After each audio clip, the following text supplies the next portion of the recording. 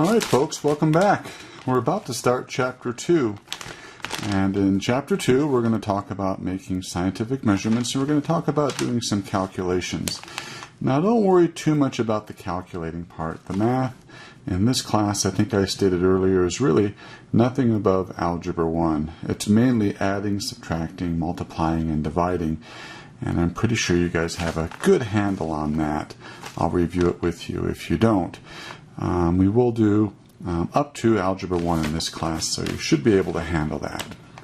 Now, we're going to start Chapter 2, and your textbook starts Chapter 2, with talking about something called the scientific method. The scientific method is the way that we do science in the world. We just don't go about things haphazardly. There's a method to it, there's a procedure to it, and it is somewhat regimented. The scientific method includes observing an event, developing a model or a hypothesis which makes a prediction as to why that event occurred. Then we'll develop a test to test that prediction.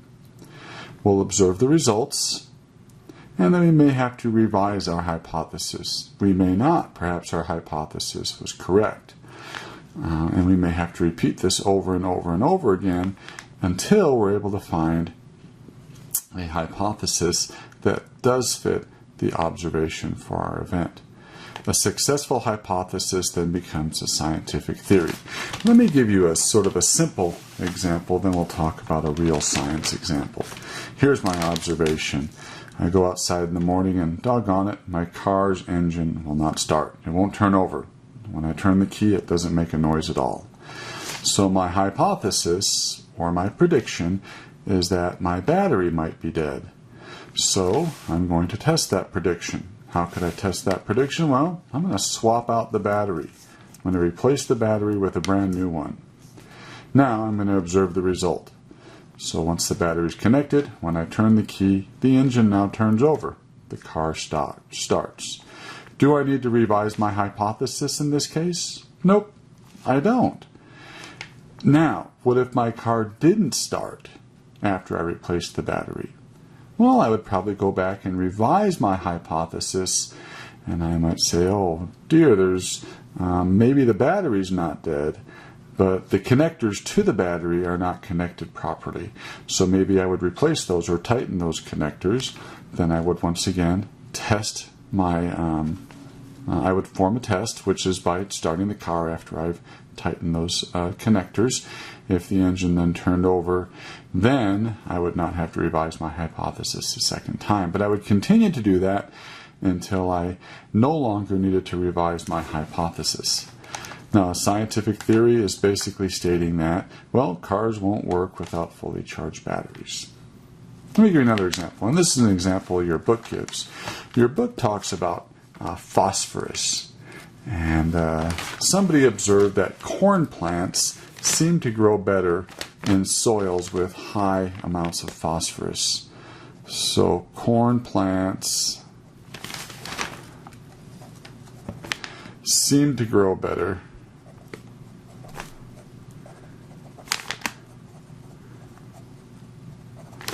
in phosphorus-enriched soil. I hope it's okay if I use the chemical symbol for phosphorus there for you. Now, our hypothesis would be phosphorus, so we're going to develop a hypothesis, phosphorus stimulates corn plant growth. Well, what's the next thing we need to do after we've developed that hypothesis? Well, we need to come up with a test. And so what would our test be? Excuse me. So, perhaps we could test our corn plant growth with different concentrations of phosphorus in our fertilizer. Maybe we would have one test, as your book uses, that has 50% phosphorus in the fertilizer. Another one that might have 25% phosphorus. Another one that might have 10% phosphorus. And then, of course, we would have a control which wouldn't have any additional phosphorus placed into the soil. So we would test this, and then we would make an observation. We would have several plants in each sample, and then we would measure, I don't know, how quickly they grew over a certain amount of time. And your book does a nice creates a nice graph on page 30 of your textbook, showing how plant growth is stimulated by changing the concentration of phosphorus in the soil. It turns out that once you get to 25%, that you've reached the maximum amount of phosphorus that will stimulate plant growth. Anything more than that is just wasting your phosphorus. The plants won't grow any faster. Anything less than that, they'll grow slower. So, looks like we don't need to revise our hypothesis. If you look at the results on the graph, you see that phosphorus certainly does stimulate plant growth. We could repeat this if we wanted to, and probably several people would, to verify our results. A successful hypothesis would become a scientific theory. And in this case, we would state that a concentration of 25% phosphorus in fertilizer is the optimum amount of phosphorus in our fertilizer that would stimulate plant growth.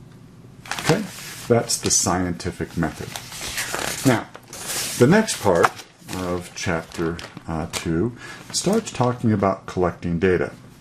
And there are a couple of terms that we use quite often when we collect data, and they are accuracy and precision.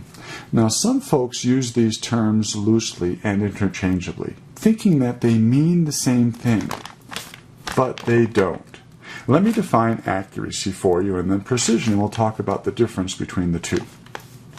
Now, accuracy is the closeness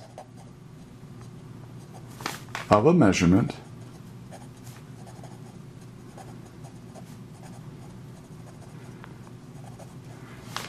to the correct value.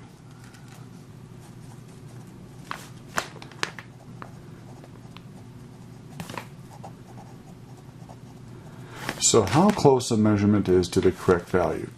Let's say I'm measuring the length of this pen here, and I could get a really expensive caliper, which measures length quite accurately, or I could get a very inexpensive ruler that doesn't measure it quite as accurately. The one that would get the measurement closest to the actual value of the length of that pen would be determined to be more accurate. Precision, on the other hand, is the closeness, now listen carefully for the difference here, of a set of measurements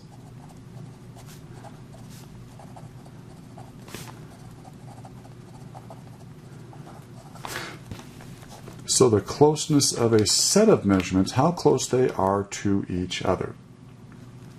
Thus, precise measurements are close to one another, but they are not necessarily close to the accepted value or the true value. I'll say that again. Precise measurements will be a set of measurements that are close to one another, but are not necessarily close to the accepted value. We may have precise measurements, but those precise measurements may not be accurate. Now, let me give you a simple example. Let's say I'm shooting at a target with a rifle. In this particular example, this first one here, this individual obviously is not accurate. He's not getting very close to this bullseye area in the center, and he's not precise. His shots are sort of not grouped closely together. So he's not accurate, nor is he precise. In this measurement here, the individual, you'll notice, is quite a bit more accurate. He gets closer to the bullseye on this one. But he's still not precise. You'll notice that those shots are spread far away from each other. In the third example, we have an individual that's shooting at a target, and obviously he's not accurate. Only one shot is in this sort of inner ringed area. The others are outside of it, but do you notice they're grouped very closely together? So this individual is not accurate, but he has a close set of shots. They're very close to each other, therefore he's precise. And then, of course, in our last example, this person's very accurate, and those shots are quite close together, so that individual is accurate as well as precise. Now, maybe I could give you another example. Let's say that we're conducting an experiment in the chemistry laboratory, okay? And in our experiment, we collect some data. We do 5 trials. So we have 5 trials. In the first trial, we collect 35 milliliters of a gas. In our second trial, we collect 36 milliliters of a gas, then 33 milliliters, 35 milliliters again on our fourth trial, and 36 milliliters on our last trial. So we have 5 trials, and we've collected 35, 36, 33, 35, and 36 milliliters. Now, if I take an average here, what I would do is I would add these up, and I would divide by the number of trials, 5 trials. Now, I did that earlier, and my average turned out to be 35 milliliters. Now, the accepted value for this experiment, if I looked it up in a handbook, some type of scientific literature, says my results should be 42 milliliters. So answer this question for me. Am I accurate? My average was 35. The accepted value was 42. I'm not very accurate, am I? Am I precise? Now, let's see. 35, 36, 33, 35. They're all pretty close to my average, aren't they? In fact, one way we can determine accuracy is we use our range divided by 2. So my range here would be the high minus the low divided by 2. So 36 minus 33 is 3. Divided by 2, well, it's 1.5, but we're going to round that off to 2 milliliters. So my range is 2. So a good way to report my results would be 35, which is my average, plus or minus 2 milliliters. Now you'll see 2 is not a very big number. So I would say that my accuracy is not great, but my precision is pretty darn good, because in the 5 trials I did, each of them was within 2 milliliters of my average. So in this particular set of experiments I was accurate, but I was not precise. Now, what can cause inaccuracy in a measurement? Well, it's due to the measuring instrument you're using. Perhaps you guys have all done something like this. Have you ever used a scale or a balance that reads 1 kilogram when there's nothing on it?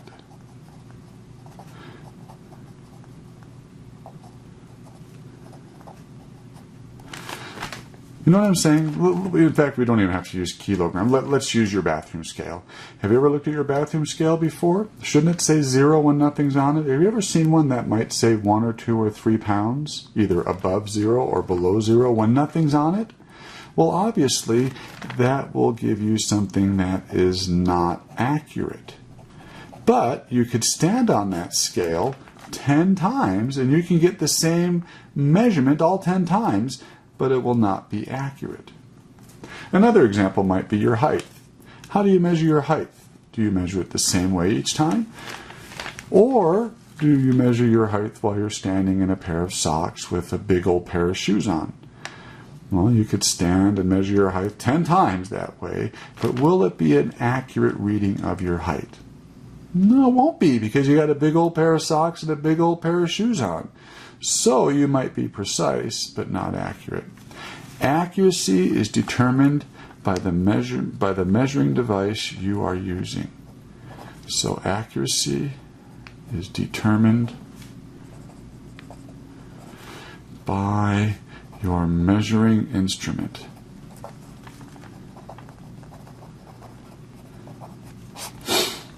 Usually, the more expensive they are, the more accurate they are.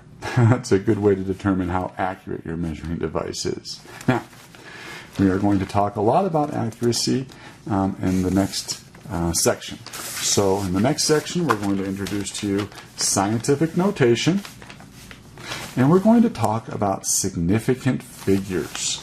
This is a very important concept, not only in the science of chemistry, but also when you folks learn physics and you do calculations in those classes. You'll have to understand the need for something we call sig figs, or significant figures. So we'll start that next time. Thanks. Bye-bye.